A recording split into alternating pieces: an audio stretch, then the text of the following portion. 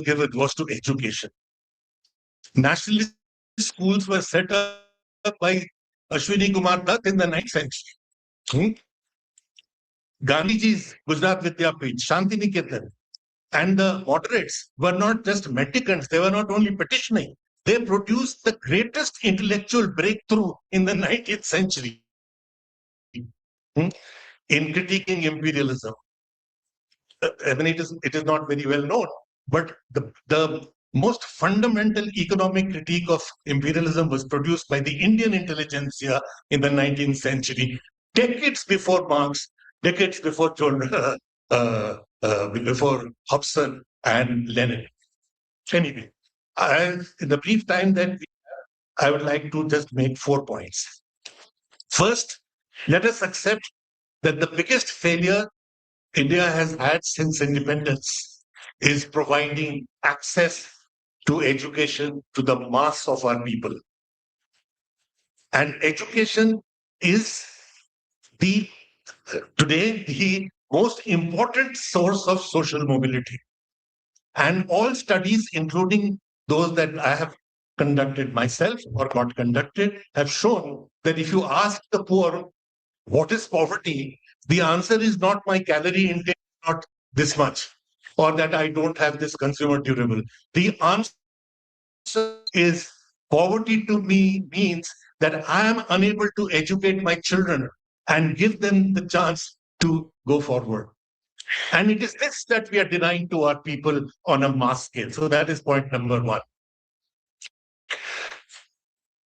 Number 2, we are reversing whatever major strides that were taken in the 50s and 60s towards education and particularly higher education by destroying the public education system and promoting in its as a substitute a rapacious private sector. We are closing down thousands of schools.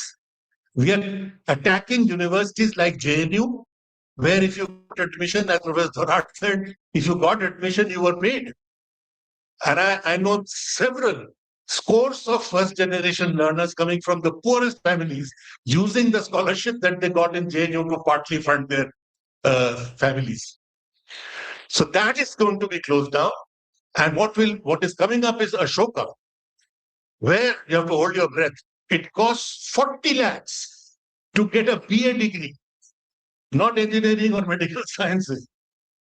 40 lakhs. So, I mean, is it in India or in the Mars? I mean, it has no relation.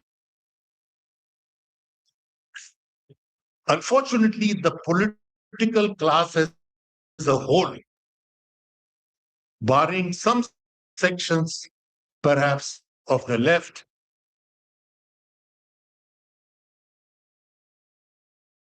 political elite themselves are hand in glove in running these private, highly profitable. It will tell you one of the highest returns in investment today is in education because the state has withdrawn and the people of India want education. So you make money out of it and the political class is collaborating in it. So therefore, that's why a people's parliament is necessary. Not a political party. Political parties are not taking up this issue. And that is precisely why such a huge parliament of the people is necessary to take it up. The third point I want to make is, and I think the report that the people's education policy alternative that has been put is not putting sufficient emphasis on it. So I take slightly 1 minute longer on it, which is to education. The content of education, the communalization of education that is happening is of extreme importance. The distortion of history, the distortion of the social sciences, the distortion of the sciences, it was mentioned, Darwin's theory is gone, the periodic table is gone, Vedic mathematics is in, and apart from the Prime Minister talking of plastic surgery, you had the Bengal governor in an engineering fair, while inaugurating an engineering fair in Kolkata, said that Arjun, in his arrow, had a nuclear tip. So he had a nuclear tipped arrow. And such was this wisdom that he was made the vice president of this country. So it's not me. The NCERT produced a report in the 1990s that the kind of education the RSS promotes leads to the creation of, I'm using their words, bigoted morons in the name of creating national pride. Because the prime minister and the governor, etc., are creating national pride, saying that we knew everything in ancient India, but what you are actually doing is producing bigoted morons. What this report should also point out, and Professor Mahalakshmi emphasize that it is not only communalization, it is an attack on our democracy. The education system is being weaponized to demonize the minorities, to erase them from history. The Mughals are being taken out except to talk about the atrocities. Nothing happened in these 300 years. We don't have time to discuss this, that it is such an absurd statement. One of the probably the peaks of Indian civilization is being taken out.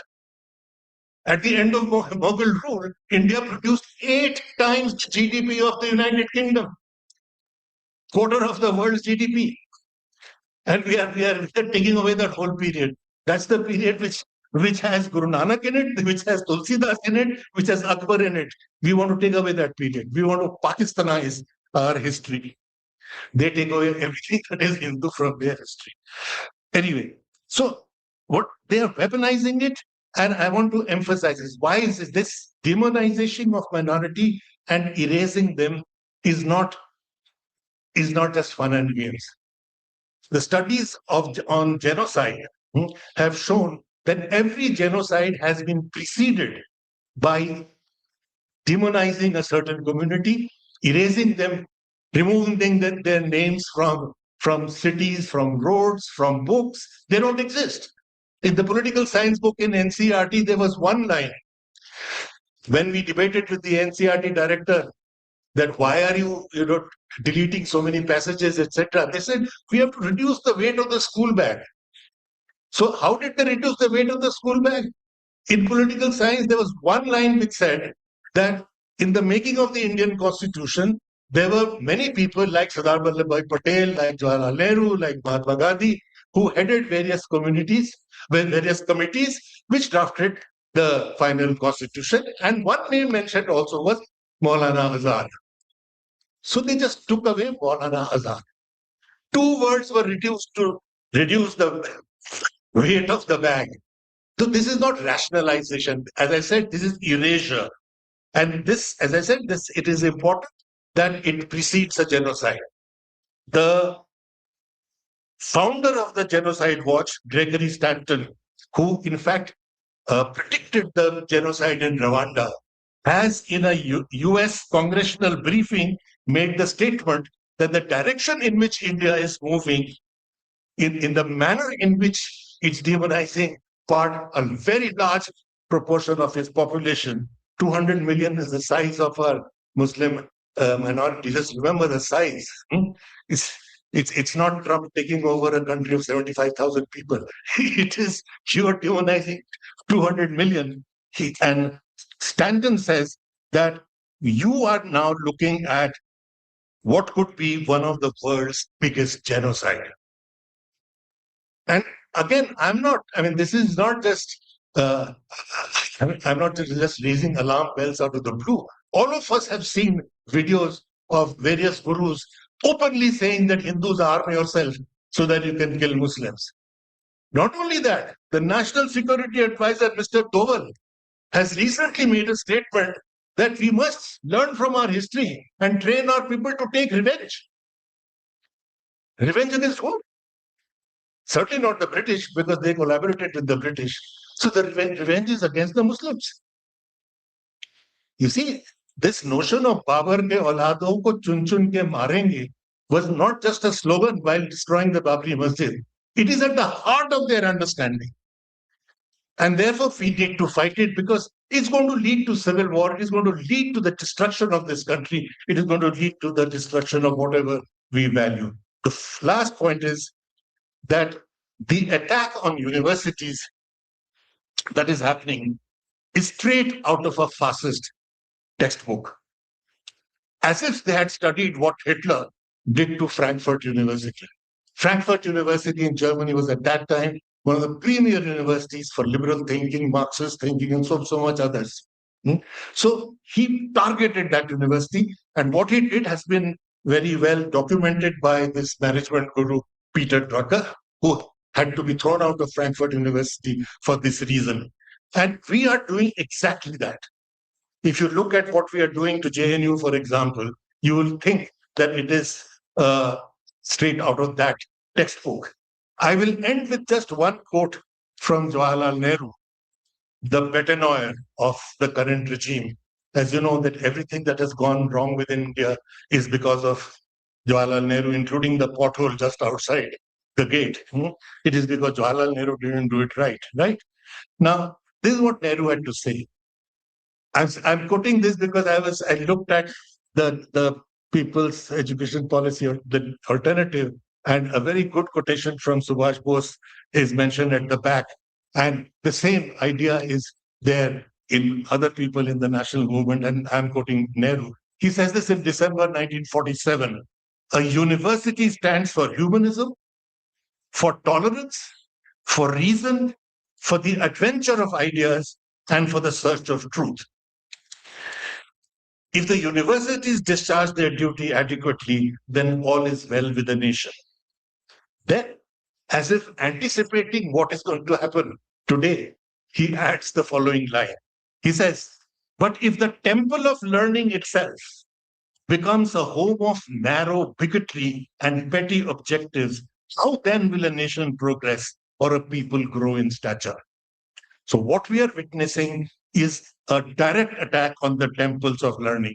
Jawaharlal Nehru University, Delhi University, Jadavpur University, BHU, name it, any good institution, including the scientific institutions, the AISECs and the IITs, are under attack. The faculty is harassed. As I said, it's straight out of the textbook of Hitler. Faculty is harassed. Students are picked up and put in jail. Two of my own brightest students, Omar Khalid and Sharjeel Imam, are in jail for more than 5 years. And every institution in the country, including the judiciary, including the highest judiciary, is bending downwards to reach the lowest that they can ever reach, to prevent them from even getting a bail. The Supreme Court, the courts for 55 times, the presiding officer was not present when Omar Khalid's petition came up for bail. 55 times. I mean, this is collusion of the highest order. The institutions of our country are bending down, are committing harakiri. And it is for that reason we are so proud to be with you in where you as a people's movement are trying to stand up and resist. Thank you so much.